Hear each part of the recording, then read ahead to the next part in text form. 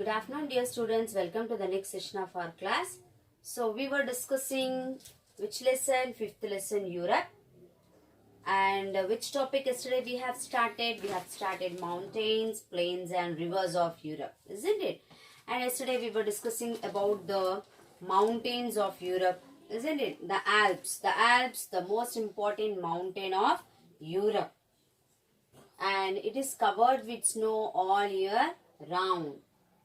Okay, and even we discussed about the Pyrenees. This is also one of the mountains in Europe. Okay, and the Caucasian mountains which lie between the Caspian Sea and Black Sea. If you observe this map, what I am explaining, you will understand. See the Caucasian mountains. Where are the Caucasian mountains? Caucasian mountains are between the Caspian Sea and the Black Sea. And this forms the southern boundary of Europe. And even these mountains also high as like Alps mountains. And even these mountains, Caucasian mountains also covered with snow all year round. Okay, and we discussed that there is a lot of difference between what? Asia and Europe. Lot of difference between Asia and Europe. Why lot of difference? Because we can see many plateaus in or plateaus. So we can see many plateaus in Asia and only some small plateaus in France. Only some small plateaus in Europe. Okay, there are the large plateaus in Asia and there are only some small plateaus in Europe. And from where these small plateaus stretches? This stretches from the countries like France. Which plateaus? The small plateaus in Europe. So it stretches from the countries as France, Germany, Spain. France, Germany and Spain. The small plateaus which are there in the Europe, it stretches. Stretches means extends from which countries? From France, Germany and Spain. So you observe this map now. Here you can see these three countries of Europe, France, Germany and Spain. Okay, and Eastern Europe, we were talking about the which Europe? We were talking about the Eastern Europe. We were talking about the Eastern Europe. So what is situated on the Eastern Europe? There are the Eastern Plains on the east of the Europe. What we have? What is there in the Europe? There are the in the Eastern Europe, there are the vast means very large plains. Eastern Europe having the vast means very large plains. Plains definition what? A level land with gentle slopes. What is the definition of plains? A level land with gentle slopes. So what are plains? Plains are the level lands with gentle slopes. Okay, and even these plains stretches across many countries. You observe this map. I'll read out the countries from which countries the plains stretches. Russia, Ukraine, Poland, Belarusia, etc. Okay, these I'm just recalling yesterday's students. Okay, then after this we will go into the next topic. And these plains, which plains? Eastern Europe. The plains which are situated on the eastern part of Europe. These plains experiences heavy snowfall.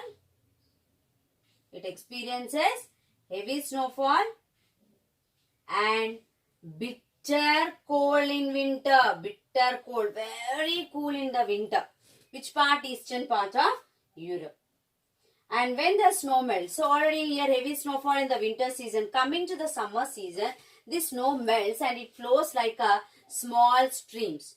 Okay, this heavy snowfall melts in the which season? Summer season. It melts in the summer season and it flows in the form of a small streams, and these small streams join to the mighty river. Mighty means very large rivers. Okay, and it is from these plains. So from eastern plains, the rivers like Dnieper and Volga, this will originate. Originate means what? The birthplace, from where it starts. So the rivers Dnieper and Volga, it starts from where? It starts from the eastern plains. Originating meaning it starts. Birthplace is called originate. Originate means starts. Okay. Then, and yesterday we discussed that European rivers are used not only for irrigating the fields. So European rivers. Now we are talking about the rivers. Mountains over. We have discussed about the mountains. Then now we discussed about the plains. Now about the rivers. So yesterday up to plains I have explained. Now rivers. Okay. So the European rivers. The European rivers not only used for, so the European rivers not only used for irrigating fields. Irrigating field means what? Growing crops. So the European rivers not only they use for irrigating, giving water to the agriculture fields, but also for waterways, transport. Even they will travel, means the people will travel and they will transport the goods with the help of waterways. With the help of waterways. Okay. And these rivers flow across many countries. And they also, see these rivers flow through many countries of Europe, and they can travel within their country, and even they can travel with the help of ships to the other countries. So international trade also possible through the waterways. International trade. Okay, through the international trade, they will transport the goods and even the people also will travel. And in this respect, the Rhine River, one more river we are talking, just we discussed about the Dnieper and Volga. These two rivers originates in the eastern part of Europe. Now we are talking about the Rhine. Rhine is one of the most important rivers as it flows through several countries. Even the river Rhine. You observe the river map now which showing, I am showing here. So the river Rhine. So this is most important rivers which flows through many countries, and finally it will flow into the North Sea. It will finally flow into the, means it empties itself. It empties itself to the North Sea. See, to better understand, I'll tell you example of our India. In our India, we see the Godavari River, the Krishna River, many rivers, they flow and finally they join into the Bay of Bengal. Only two rivers, the Narmada and Tapi, these two rivers, if you see, just I'll draw here. See, this is India. On the west side we have Arabian Sea. And east side we have Bay of Bengal. Okay, so many rivers. See the Narmada and Tapi, only two rivers. Narmada and Tapi. Only these two rivers flows into the Arabian Sea. Rest of the rivers, they flow into the Bay of Bengal. This is only called empty itself. So in the same way, in Europe also, the river Rhine, which is most important river in Europe, it will empties itself into the North Sea. Just now you have observed the map in that. You have seen the Rhine river and it empties itself into the North Sea. Okay, students. And there are most important industrial and mining cities on the open sea. Even on the sea, the trading is there. So on the sea, many industries are there. So you can observe this picture. This is called intercontinental trade. So on the sea, open sea only, they built the what industries and mining cities on the open sea, and this is linked to intercontinental trade. So from the sea, they are connected to the, they are linked to the inside their continents, and unlike the Rhine, the Volga also. So inside their country, with the help of waterways, they will trade. And there are the mining. Mining means what? Digging and taking something. Something means like iron, gold. So which is under the ground soil. Okay. So in the same way, here what mining will be there? Here the mining cities. See, wherever they'll mine like gold, iron, whatever they mine, with the help they'll bring to the transport, and they'll transport to the other countries with the help of waterways. Okay, they'll trade within their country as well as with other countries of the world. And unlike the Rhine, the Volga also. See, now here the Rhine empties itself into the North Sea. In the same way,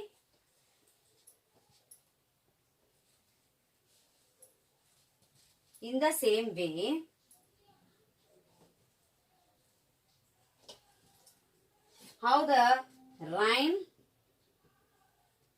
empties into North Sea, it flows finally into the North Sea. In the same way, the Volga, the river Volga, this is river, no?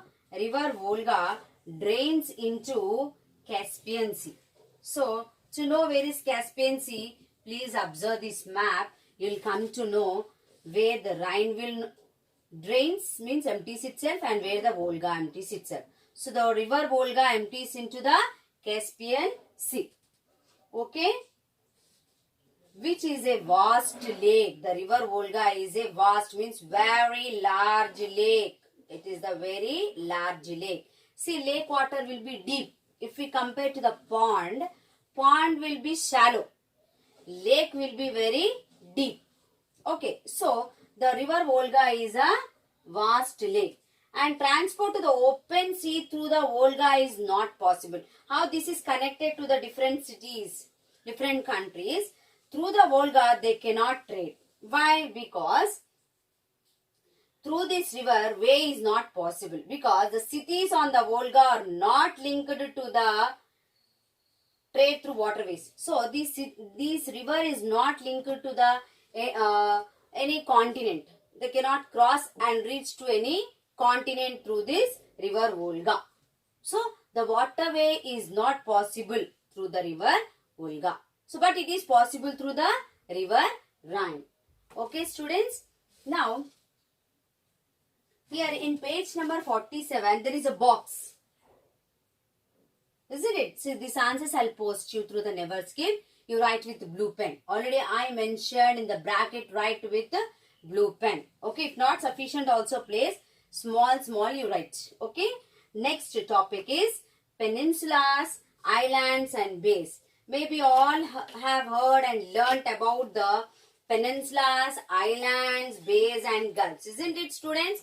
What is a peninsula? Tell me. The landmass that are surrounded by the water or sea on three sides called peninsula. Isn't it? Then, what are islands? The land which is surrounded all sides by water. So, to reach an island, we cannot go through the roadways, isn't it? Then, after that, we'll discuss about bays and gulfs also. Now, first, let us discuss about peninsulas.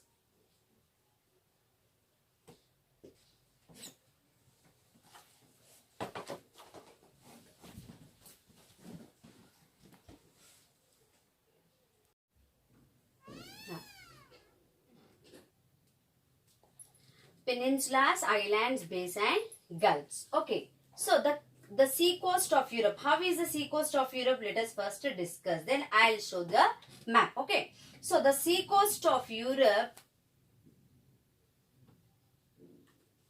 is very jagged. Very jagged. What is the meaning of jagged, students? Jagged means which unevenly, not straightly cutting, isn't it? So unevenly cut is called jagged. What is the meaning of jagged? Unevenly cut. So how is the seacoast of Europe? The seacoast of Europe is very jagged, means uneven cut. And in several places it appears that the sea has deep cut deep into land. So it appears in some places, it appears in several places, in many places it appears that sea has cut deep into the land, as in the case of example. So to understand where is a deep cut into the land, the example is Baltic Sea. The example is Baltic Sea. Now you observe this map. In this map you can see the Baltic Sea, and this Baltic Sea is very deep cut into the land. Very deep cut into the land. Okay, observe this map. You can see the Baltic Sea there. So how is the Baltic Sea? It is deep cut into the land. Into the land it is very deep cut. And in some places it would appear that a part of the land has stretched far into the sea. So elsewhere it would appear in some part of the land has stretched far into the sea. So the land has stretched far into the sea. In some areas the sea is deep cut into the land. So in the case of Baltic Sea, in the same way in some areas we can see that a part of the land has stretched far into the sea. So for this example is Italy. Now you can observe this map and you can see the Italy. So how is Italy here? If you observe, yeah, the Italy is very deep far into the sea. It is stretched far into the sea. Okay, observed no map? Okay, fine. Now, Italy. Let us discuss Italy. So, Italy is surrounded on three sides by water. So, what is the definition of peninsula? I said, yeah, a land which is surrounded three sides by water is called a peninsula. Now here in Europe map, if we observe, now side you can observe the map. Here you can see Italy. So this Italy is surrounded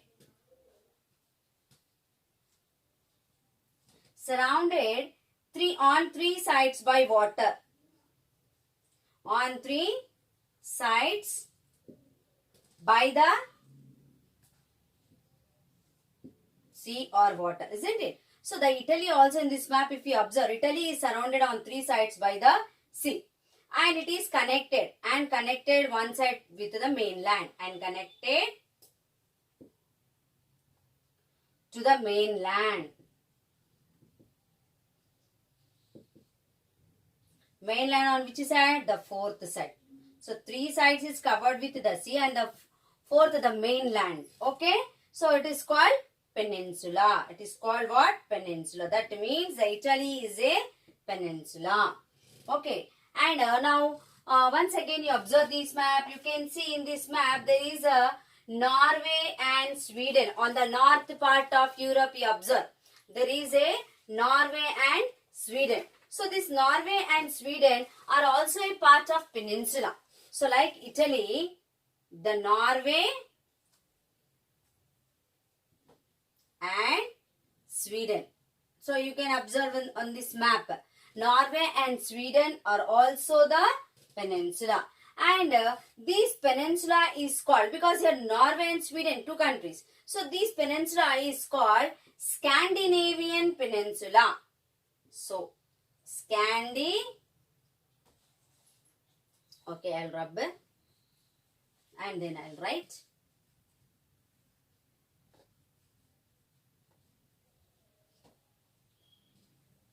So Norway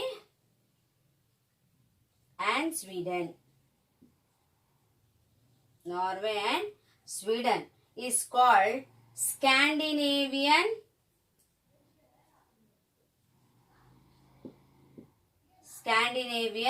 Peninsula. So where is Norway and Sweden? It is to the north part of Europe. Okay, and the sea surrounds some of the European countries, not just on three sides. Yes, see, in European countries, for some countries, the sea is not surrounded only three sides, but it is surrounded on all four sides. In European, some of the European countries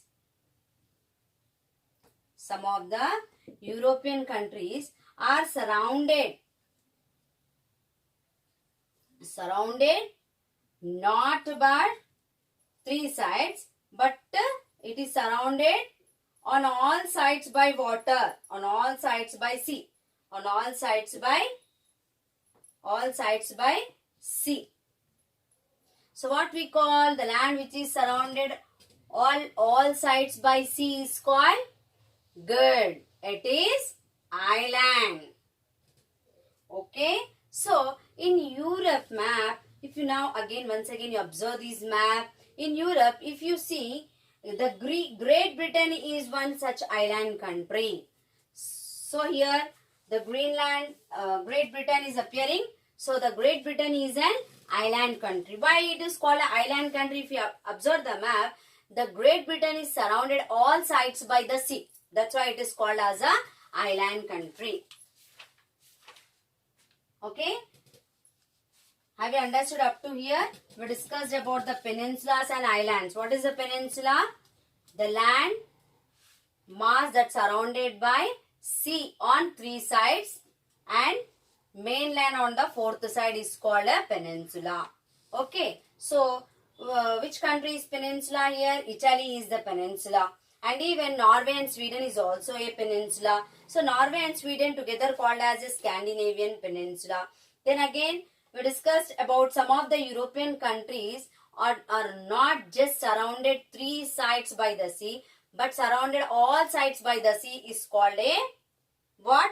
Very good. Islands. So, Great Britain is an island country. Okay, now see. Okay, now you see, already we discussed about the peninsulas and islands. Okay, so tomorrow let us discuss about the bays and gulfs. Okay, students, now I would like to ask you, before ending this session, I would like to ask you a few recapitulation questions. Okay, I'll ask and even I will post. Now, what is a peninsula? Name some peninsulas of Europe. Okay, what is an island? Name one island country of Europe. Okay, students, you all stay home, stay safe. Thank you. Have a nice day.